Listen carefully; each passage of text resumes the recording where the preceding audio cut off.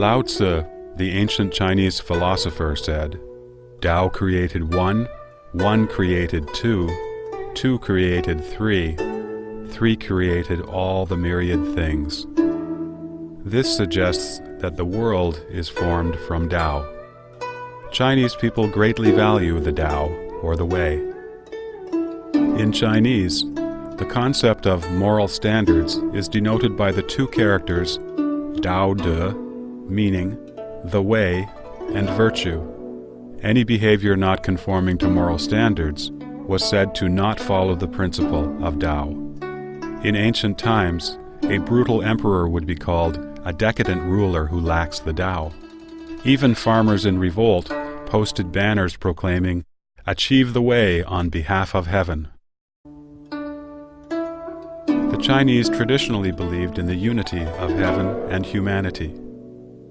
Lao Tzu said in his book, Tao Te Ching, "Man follows the earth follows heaven, heaven follows the Tao, and the Tao follows what is natural. The Tao of the universe does not change, and the universe runs according to the Tao, in an orderly manner. The earth follows the changes of heaven. Therefore, it has 4 distinct seasons. By respecting heaven and the earth, humankind enjoys a harmonious life of gratitude and blessings. This is reflected in the expression, heaven's favorable timing, earth's advantageous terrain, and harmony among the people. Astronomy, geography, the calendar system, medicine, literature, and even social structures all follow this understanding according to traditional Chinese thought. For over 5,000 years, profound insights offered by sages and philosophers about heaven, earth, and the universe have been passed down from generation to generation. This wisdom has nurtured the Chinese people and created one glorious era after another. In the last 100 years, while China was in great peril, the communist specter took the opportunity to enter the scene and seized political power by the use of brutal cruelty, controlling people with violence and lies, and promoting man over nature, and a philosophy of struggle. Chairman Mao Zedong said, "Battling with heaven is endless joy, fighting with the earth is endless joy, and struggling with humanity is endless joy." The Communist Party despises heaven, earth, nature, and morality. It is an extremely malevolent force against the universe, causing limitless agony and tragedy. It has also pushed China's 5,000-year civilization to the brink of destruction.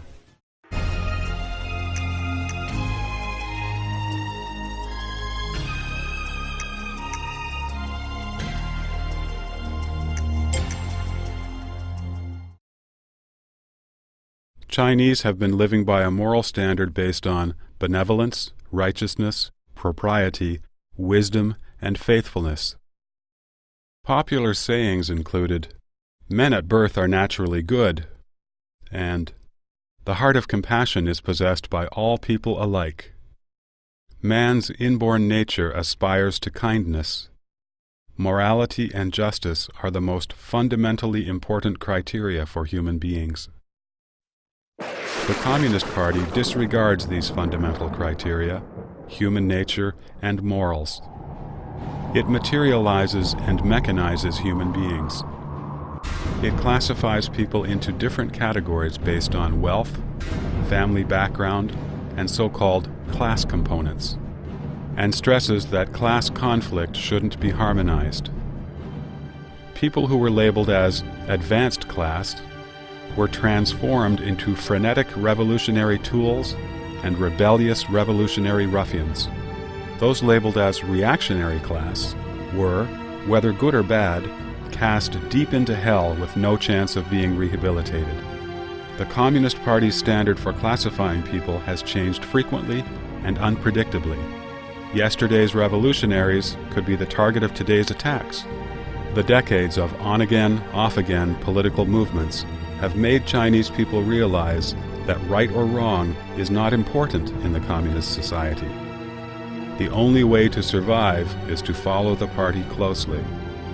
In Chinese society today, people have lost their standard of good and evil, virtue and vice.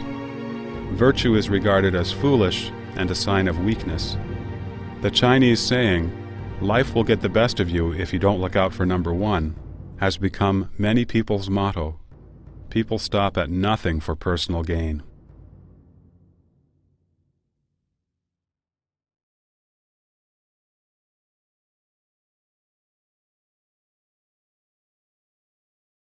For the Communist Party, a human being is an animal or even a machine. The Communist Party's goal is to control people and gradually change them into rebellious, revolutionary ruffians. Marx said, "Material forces can only be overthrown by material force." Theory also becomes a material force as soon as it is gripped by the masses. He believed that human history is nothing but the continuous evolution of human nature, and that human nature is in fact class nature. He posited that there is nothing inherent and inborn, only products of the environment. He argued that a human being is a social man, disagreeing with the natural man concept postulated by Feuerbach. Lenin believed that Marxism cannot be generated naturally among the proletariat, but must be infused from outside. Lenin tried his best, but could not cause workers to shift from the economic struggle to the battle for political power. So he pinned his hopes on the conditioned reflex theory put forth by Nobel Prize winner Ivan Petrovich Pavlov. Lenin said this theory, quote, "has significant meaning for the proletariat all around the world," unquote. Trotsky even vainly hoped that conditioned reflex would not only psychologically change a person, but also physically change the person. In the same way that a dog drools once it hears the lunch bell ringing, soldiers would be expected to rush ahead bravely upon hearing gunshots, devoting their lives to the Communist Party. Since ancient times, people have believed that rewards come from effort and labor. Through hard work, one gains a prosperous life. People have contempt for indolence and consider reaping benefits without working immoral. However, after the Communist Party spread to China like a plague, it encouraged social scum and idlers to divide up the land, rob private property, and tyrannize men and women. These things were even done publicly and legally. Respecting one's elders and teachers, and respecting knowledge, has been a Chinese tradition for several thousand years. Yet, in the Cultural Revolution, the Chinese Communist Party encouraged students to assault and bully teachers. Knowledge was condemned. It was said that, quote, "the more knowledgeable one is, the more reactionary," unquote. The concept of being respectful to teachers and knowledge was quickly erased from the minds of that generation. On August 5, 1966, Bian Zhongyun, a teacher of the affiliated girls' high school of Beijing Normal University, was paraded around by her female students on the street, wearing a tall dunce hat and ink-stained clothes, carrying an insulting black board over her neck. She was surrounded by students drumming on trash cans. She was forced to her knees on the ground, beaten with a wooden stick spiked with nails, and burned with boiling water. A living and breathing Bian Zhongyun was tortured to death on the spot. In another story, the woman principal of the affiliated high school of Beijing University was forced by students to knock on a broken wash basin and yell, "I am a bad element." Her hair was shaved to humiliate her. Her head was beaten bloody while she was forced to crawl on the ground. During those years of the re-education of intellectuals, professors from Tsinghua University were banished to Carp Island in Nanjing, Jiangxi province. Schistosomiasis was so common there that a labor camp originally located there had to move. Upon touching the river water, these professors were infected and developed cirrhosis, losing their ability to work and live.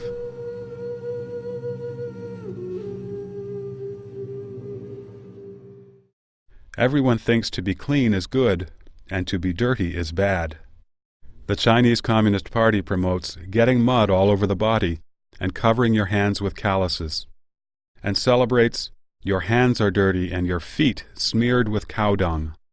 People like this were considered to be the most revolutionary, and they could attend universities, join the party, be promoted, and become party leaders.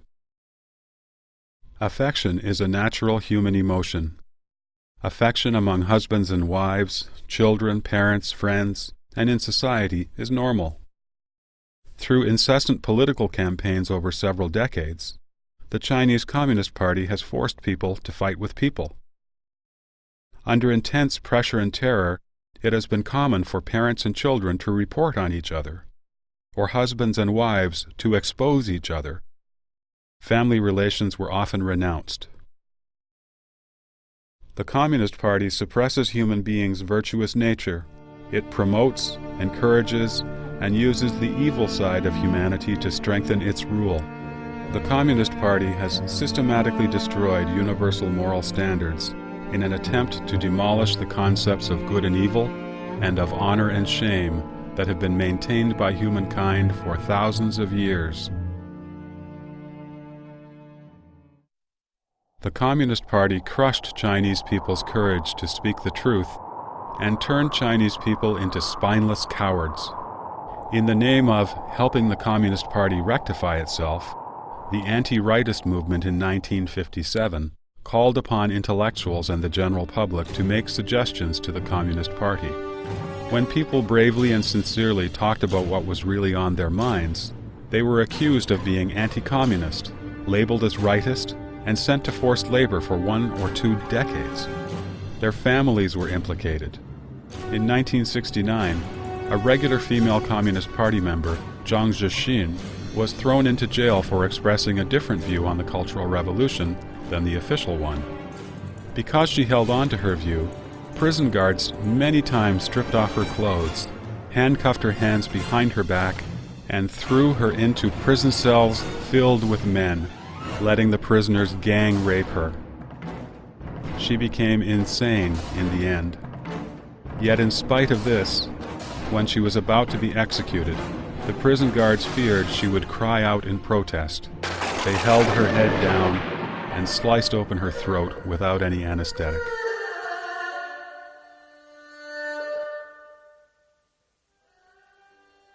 After the 10 years of the Cultural Revolution ended, in order to earn back people's loyalty, the CCP brought justice to many people, restoring their good reputation, including that of Jiang Zhixin. Nonetheless, it has always followed its tradition of persecuting people who dare to speak the truth. Without the party's permission, no media exposure of the dark side of the party is allowed. The International Organization of Journalists revealed that among all nations in the world, China has the largest number of journalists in detention. In 1998 and 1999, Zhang Weiping, chief of the Hong Kong-based Wenweipao newspaper liaison office in northeast China, published articles under an alias in Hong Kong magazines. The articles exposed government corruption and criticized a high-ranking official, Bo Shilai. As a result, Zhang Weiping was secretly arrested and sentenced to a 6-year prison term, allegedly for leaking state secrets and inciting subversion of the state's political power. His wife was also detained because she tried to help her husband. When officials at different levels were handling his case, they were all aware of the injustice, but no one dared to openly discuss it.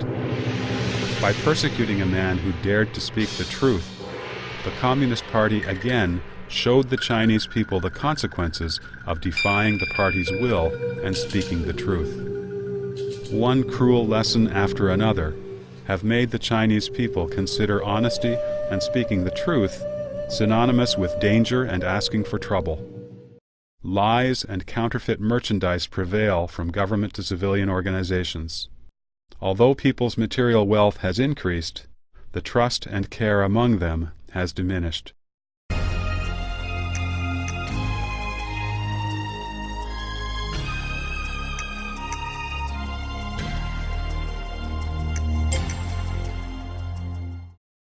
Engels said that freedom is the recognition of inevitability.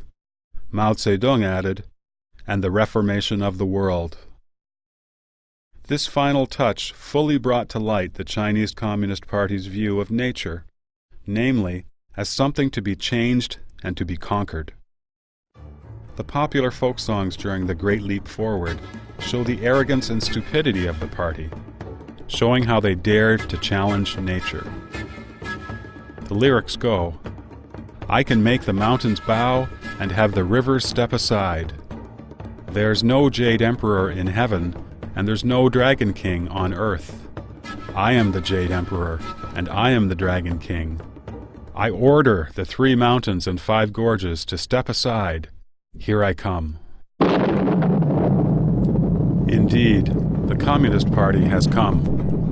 With it comes the destruction of the balance of nature and the original harmonious world.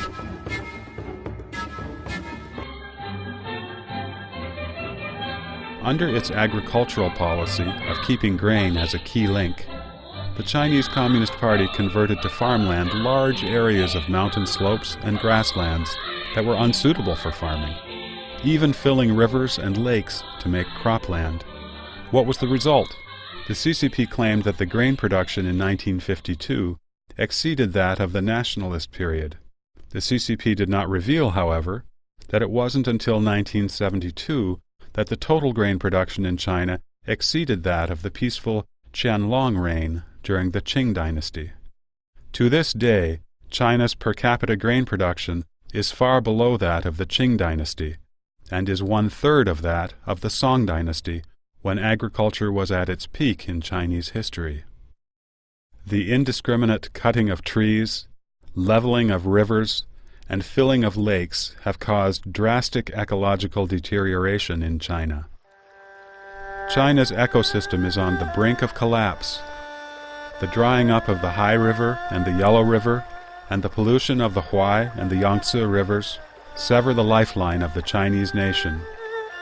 With the disappearance of grasslands in Gansu, Qinghai, Inner Mongolia, and Xinjiang, sandstorms have entered the Central Plains. In the 1950s, under the guidance of Soviet experts, the CCP built the Sanmen-sha hydroelectric power station on the Yellow River. To this day, this power station has the generating capacity of only a medium-sized river, despite the fact that the Yellow River is the second largest river in China. To make matters worse, the project has also led to an accumulation of mud and sand in the river's upper reaches, and raised the height of the riverbed. Because of this, even a moderate flood brings enormous loss of life and property to people on both sides of the riverbanks. In the 2003 flood of the Wei River, the peak volume was 3,700 cubic meters per second, a level that might occur every 3 to 5 years. Yet, that flood caused a disaster unprecedented in the past 50 years. A multitude of large-scale reservoirs were built in Henan province. In 1975, the dams of these reservoirs collapsed one after another. Within 2 hours, 60,000 people drowned. The total death toll was as high as 200,000. Today, the CCP continues wanton acts of destruction against the land of China. The construction of the Three Gorges Dam, which was officially started at the end of 1994, was another dam construction the CCP attempted to monumentalize. The Xinhua news agency said, "The construction of the Three Gorges Dam was a great project that conformed to Jiang's Three Represents," and that the construction of the Three Gorges Dam was a brilliant joint decision made possible by 3 generations of leaders in the party central. Yet, a series of serious consequences have surfaced along the way. About 2 million people have been forced to leave their homes behind, creating some unsurmountable challenges. The 600-kilometer-long reservoir will flood over 250,000 acres of precious farmland and 1,300 historical cultural sites. It will bring unpredictable damage to the environment along the Yangtze River. Amid the hype about great dams for so many years, the Three Gorges Dam will probably be the most disastrous of all.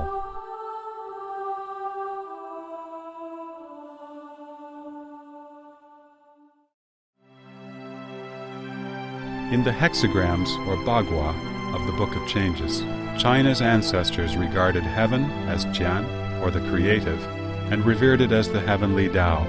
They considered the earth as Kun, or the receptive, and respected receptive virtues. The Book of Changes teaches us the proper attitude toward the heavenly Tao and earthly virtues: to follow heaven, abide by the earth, and respect nature. The CCP, however, in violation of Qian and Kun, promotes battling with heaven and fighting with the earth. It has plundered the earth's resources at its will.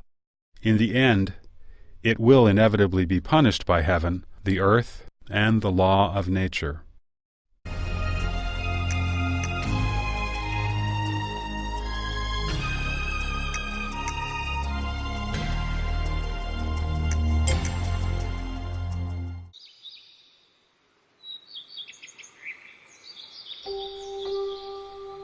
There is a Chinese saying which goes, "You do not know the true face of Mountain Lu, precisely because you are on the mountain." As little, tiny beings in the boundless, vast universe, mankind will never be able to understand the complete makeup of the universe. From Aristotle and Newton to Einstein, many believe in the existence of a prevailing law in the universe. Humanity has never stopped probing for the truth of the universe through various means. In addition to scientific exploration, religion, faith, and cultivation have always been approaches mankind has taken to uncover the mysteries of life and the universe. True scientists hold a very broad outlook of the universe and will not deny the unknown using the current limited science. Renowned scientist Newton, for example, in his seminal book, Principles of Mathematics, published in 1678, explained in detail the principles of mechanics, tidal formation, and planetary movement, and calculated the movements of the solar system. Newton, who was so eminently accomplished, said repeatedly that his book offered a mere description of surface phenomena, and that he did not dare to speak about the real meaning of the ultimate God in creating the universe. In the second edition of Principles of Mathematics, in expressing his faith, Newton wrote, "This most beautiful system of sun, planets, and comets could only proceed from the counsel and dominion of an intelligent and powerful being.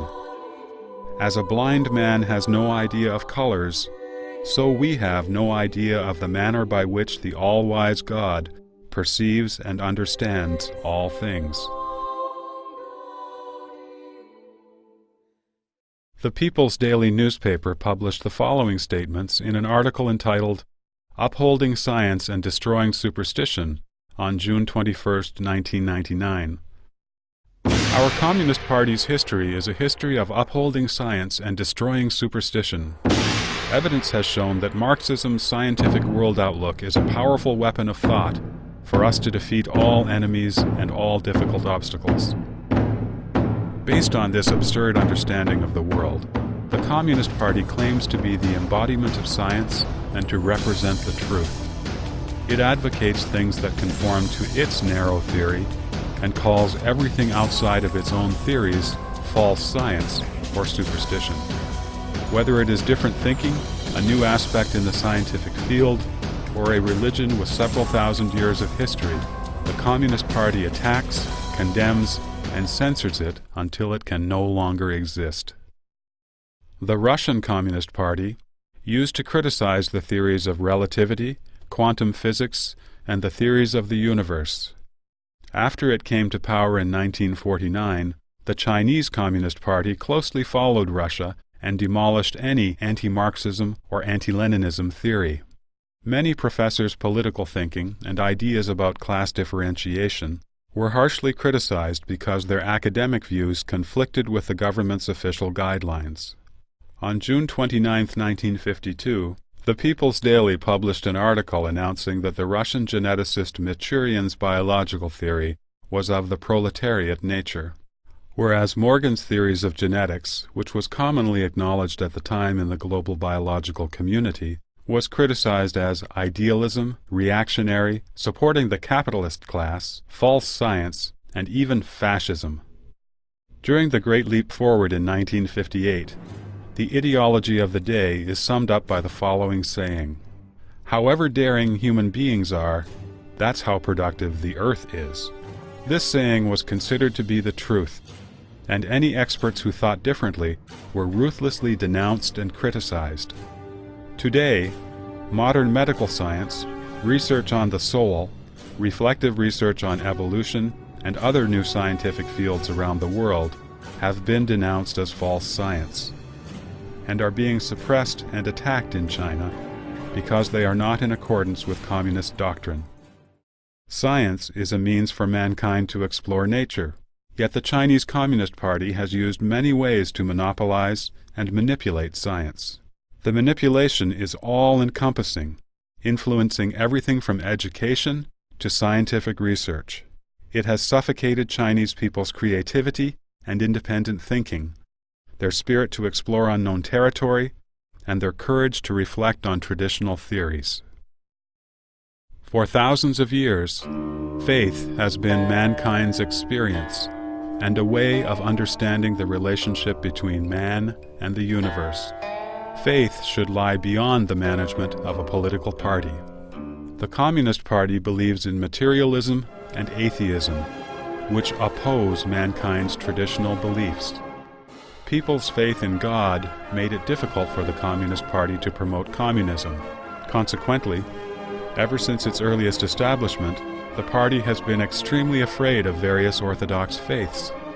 So, it turned around and accused religion of being an opiate for the masses, keeping them numb to the truth. The Communist Party forces people to believe that a human being is no more than a high-level animal who can talk and use tools.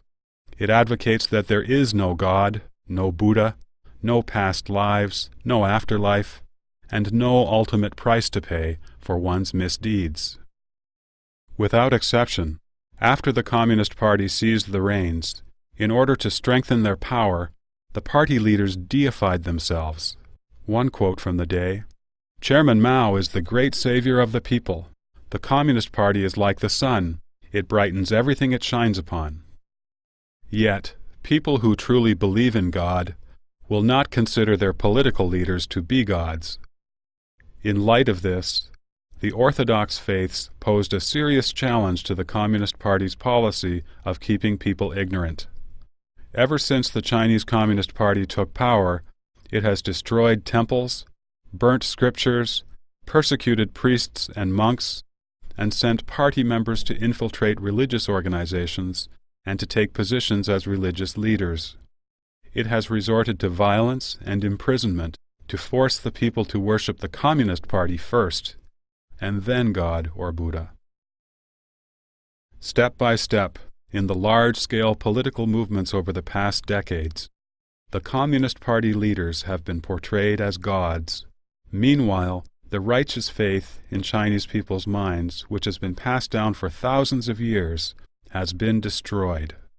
When the gods created by man exposed their true faces as time went by, when Chinese people lost the halo of God in their minds, what was left in China was a spiritual void. After being fooled and having their ideals crushed, for the generations of older Chinese, the decades of loss and pain have made them doubt everything. The younger Chinese generations have rejected faith. The incessant pursuit of material comfort and an indecorous attitude toward life have destroyed Chinese people's moral restraints. The Communist Party has not only wantonly destroyed people's lives and property, it has taken away the morality and soul of the Chinese people, which had been passed down for thousands of years.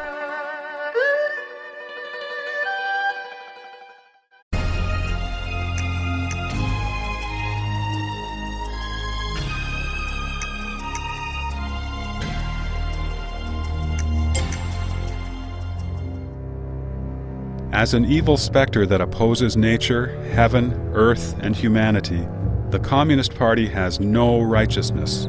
The repeated violence and lies that have followed the same pattern, the ever-changing stance and ever-changing interpretations, the wicked behavior of latching on to everything, to drill into the bone and suck out the marrow, and the ferocious attempt to destroy the upright principles of heaven, earth, and the human world, all have been done for the sake of maintaining this wicked specter's life.